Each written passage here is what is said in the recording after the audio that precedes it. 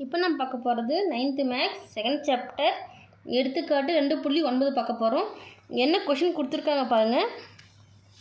கீழுள்ளவற்றை விகிதமுறு அல்லது விகிதமுறா எண்களாக வகைப்படுத்துக.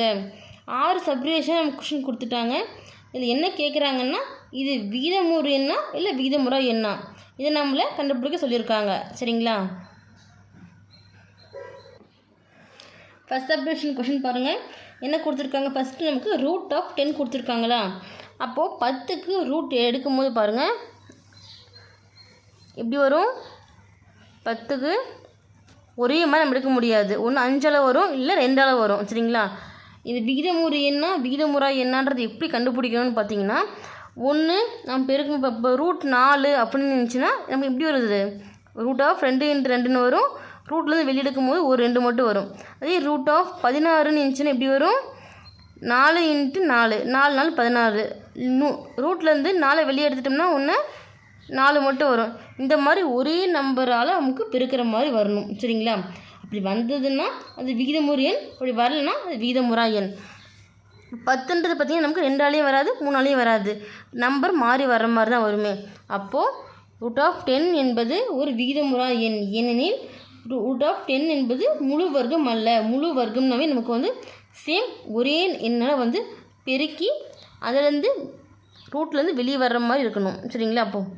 இப்போ சேம் ஒரே மாதிரி 4 × 4 ரூட்லேருந்து வெளியே வரும்போது ஒரு நாள் மட்டும் வரும். சரிங்களா?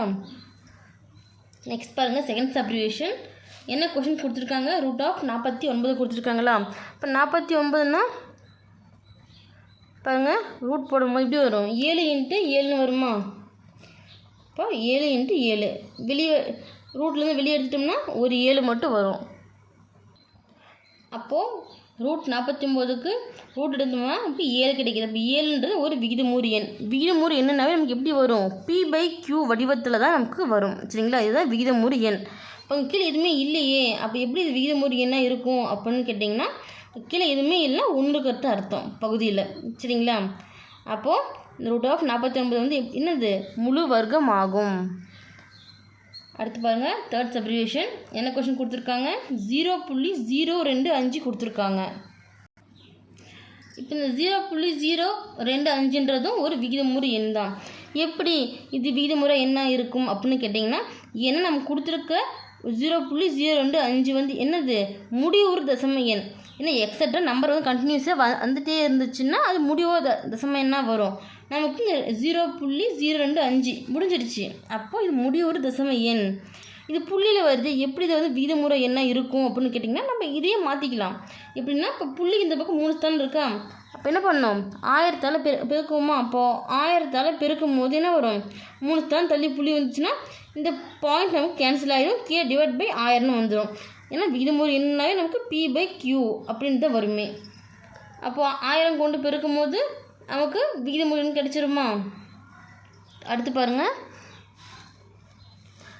Fourth subdivision. 0.76 பார் கொடுத்துருக்காங்க. 6 பார்னால் 6 திரும்ப திரும்ப வரும் அப்படின்றது அர்த்தம். இப்போ 0.76 பார்னும் போது இது எப்படி எழுதலாம், 0.7666 எக்ஸட்ரா 6 வந்துகிட்டே இருக்கும். அப்போ புள்ளி வச்சு என்ன இருக்குது, அதே சமயம் முடிவுறா எக்ஸட்ரா போயிட்டே இருக்குது. அப்போ இது என்னது, முடிவுறா சுழல் தசம எண். சரிங்களா? முடிவுறா சுழல் தசம எண். இதை நான் பாயிண்டில் நம்ம எடுக்கும்போது பார்த்திங்கன்னா நமக்கு இதுவும் விகிதமுறு எண்ணாகத்தான் வரும். நமக்கு முடிவுறு தசம எண்ணாலும் விகிதமுறு எண்ணாகத்தான் வரும். முடிவுறா சுழல் தசம எண்ணாக இருந்தாலுமே விகிதமுறு எண்ணத்தான் வரும். சரிங்களா? முடிவு தசம எண்ணா முடிஞ்சிடும். முடிவுறா சுழல் தசம எண்ணா திரும்ப திரும்ப ஏதோ ஒரு நம்பர் வந்துகிட்டே இருக்கும். சரிங்களா? அடுத்து பாருங்கள், ஃபிஃப்த் சப்டிவிஷன்.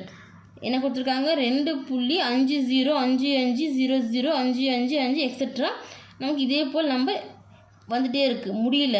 அப்போது எக்ஸட்ரா வந்துகிட்டே இருக்கிறதுனால இது என்னவாக இருக்கும், முடிவுறா சுழல் தசம தன்மையற்ற எண்ணாக இருக்கும். ஏன் இவன் தன்மையற்றது அப்படின்னு சொல்கிறோன்னா, ரீசன் பார்த்தீங்கன்னா பாருங்கள், ஏன்னா நமக்கு முடிவுறா சுழல் தசம எண் அப்படின்னா எப்படி இருக்கணும், ஒன்று அப்போ மேலே 6 வந்துச்சா, 6 கண்டினியூஸிங்க 6 6ன்னு வரணும். இல்லையா அப்போ 6 7 8ன்னு வரும், திரும்ப 6 7 8ன்னு வரணும். இல்லை 6 0 வருதுன்னா 6 0 6 0 மொத்தத்தில் வந்த நம்பர் திரும்ப திரும்ப வரணும். ஆனால் இங்கே அப்படியே வந்திருக்கு. நீங்களே பாருங்கள், 5 0 வந்திருக்கு, அடுத்து 5 5 வந்திருக்கு, அடுத்து 0 0 வந்திருக்கு, அடுத்து 5 5 வந்திருக்கு, இப்போ எக்ஸட்ரா. இப்போ வெவ்வேறு நம்பர் மாறி மாறி வர்றதுனால இது முடிவுறா சுழல் தன்மையற்ற தசம எண் அப்படின்னும் போது இது என்ன இருக்கும், ஒரு விகிதமுறு முறா எண்ணாக இருக்கும். சரிங்களா? ஒரே நம்பர் திரும்ப திரும்ப வந்தாலும் அது விகிதமுறு எண் தான். இல்லை 2 நம்பர் மாறி மாறி வருதுனாலும் அது விகிதமுறு எண் தான். ஆனால் இந்த மாதிரி ஒழுங்கற்ற தன்மையில் வந்து நம்பர்ஸ் வரும்போது இது முடிவுறா சுழல் தன்மையற்ற தசம எண். சரிங்களா? அடுத்து பாருங்கள், 6th அப்ரிவேஷன் என்ன கொடுத்துருக்காங்க. கொஷின் √2 / 2 கொடுத்துருக்காங்களா. இதை சால்வ் பண்ணும்போது பாருங்கள், √2 இது அப்படியே வச்சுக்கலாம். இந்த 2 இது என்ன பண்ணுவோம், இப்போ √2 × 2. அப்போ இதிலேருந்து வெளியே எடுத்தால் ஒரு 2 வரும். அப்போ இந்த டேர்மிங்கில் இந்த 2 திரும்ப மாற்றி இதே டேர்மிங்கில் நம்ம எழுதும் போது எப்படி வரும், √2 × √2 வருமா. இப்போ √2 × √2 பெருக்குன்னா ரூட் கேன்சல் ஆகிடும், 2 மட்டும் 1 வரும்.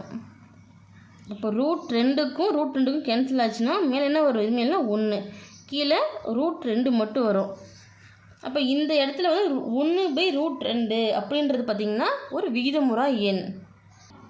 இந்த √2க்கு பார்த்திங்கன்னா இப்போ 1க்கு வர்க்கமூலம் எடுத்தால் 1 தான் வரும். ஆனால் √2க்கும் வர்க்கமூலம் எடுக்க முடியாது. வர்க்கமூலம் எடுக்க முடிஞ்சதுன்னா அந்த நம்பர் பார்த்திங்கன்னா விகிதமுறு எண்.